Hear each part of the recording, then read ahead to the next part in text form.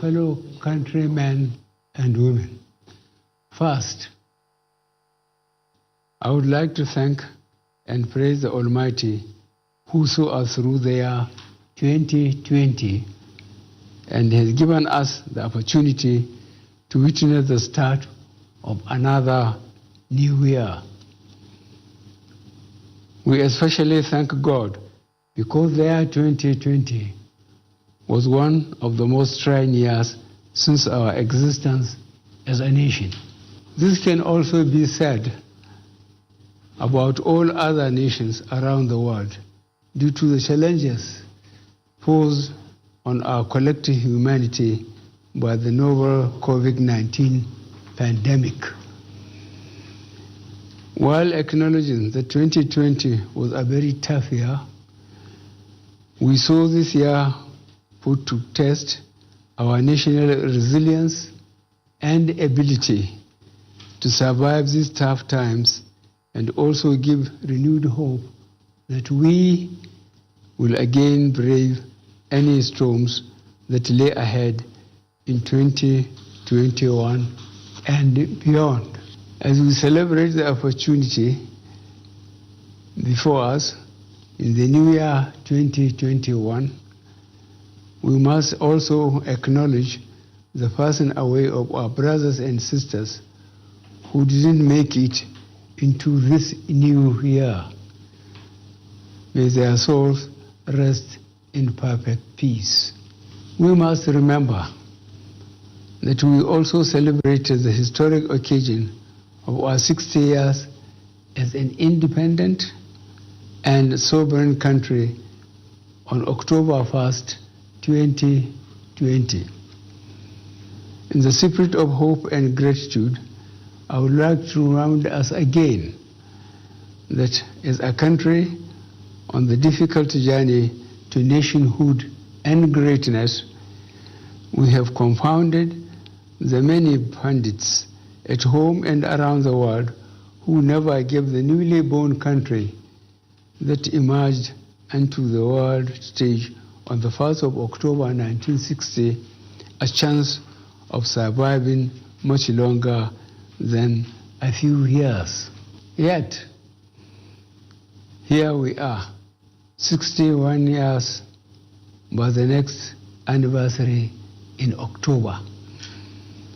And not only are we here, we are standing tall in the Committee of Nations as one country, united under the will of God and also actively growing that indivisible Nigerian spirit that has enabled us year after year, decade after decade, to weather all stormy waters and emerge stronger and better where others have fallen and disintegrated.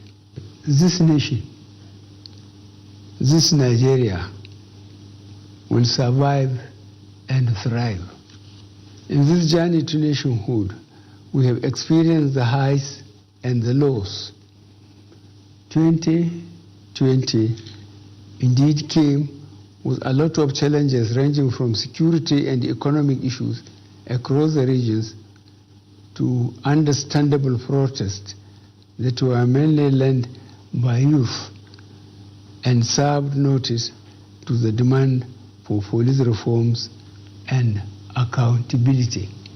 This government heard, this government listened, and this government is committed to fulfilling the 5 demands of our youth, fully understanding that we all wish well for Nigeria. In the midst of all these challenges, I had initially pledged that as your elected president and commander-in-chief, I would ensure that these ongoing challenges will be faced head-on with renewed determination and with all the appropriateness and urgency required. Your voices have been heard, and we will continue to listen to you and all the key stakeholders who are committed to the unity of Nigeria to ensure that every region of this nation is safe for us all, while guaranteeing that the future is also secure for the coming generation. I wish to also use this occasion of New Year to reaffirm my commitment to the people of Nigeria, especially the youth who need our collective encouragement and support. In securing this nation, we need to secure the future of our youth. Our young people are our most valuable natural resource at home and abroad. Their ingenuity, creativity, innovation, and entrepreneurial spirit is evident to all. Many of our young people are excelling in various spheres of life, including sports, entertainment, information and communication technology, commerce, and are globally recognized as achievers. As a government, we are committed to actively engaging with the creative energies of our young people. In this regard, we will partner with the legislature to develop an enabling environment to turn their passions into ideas that can be supported, groomed, and scaled across regions. This will create vast opportunities in fintech, agriculture, business process startups, and in the entertainment industry. The year 2021 will indeed be a year where we will work to reinforce the hopes of fellow Nigerians in the vision of a united and progressive Nigeria. This administration will continue focusing on delivering key strategic priorities under our C: security, economy, and anti-corruption agenda.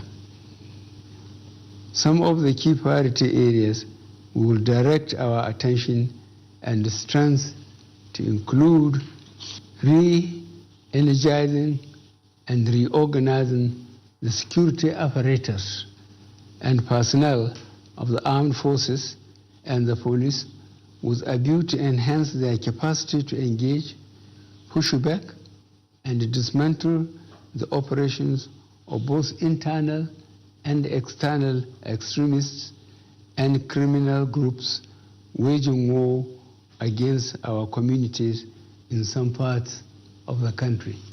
In line with the current security challenges we are facing as a nation, I would like to reiterate the promise I made recently when over 300 of our boys abducted from Government Science Secondary School, Kankara, were successfully rescued by our security operatives.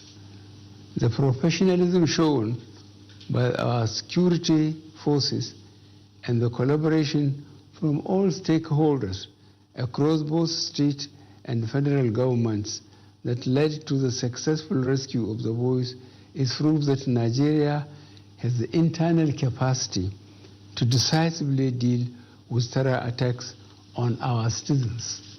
However, we recognize that we rapidly have to move to a more proactive and preemptive posture to ensure that these sorts of traumatic incidents do not become a norm. Our administration is fully aware of the responsibility we have to protect the lives and property of all Nigerians, and we will not relent in learning and adapting to changing threats to our national security and civic well-being. Through the national economic diversification agenda that supports the primary goal of national food self-sufficiency. This has helped reduce the growing food-related inflationary figures and have in considerable measure positively impacted on our food security status during the long months of the pandemic lockdown.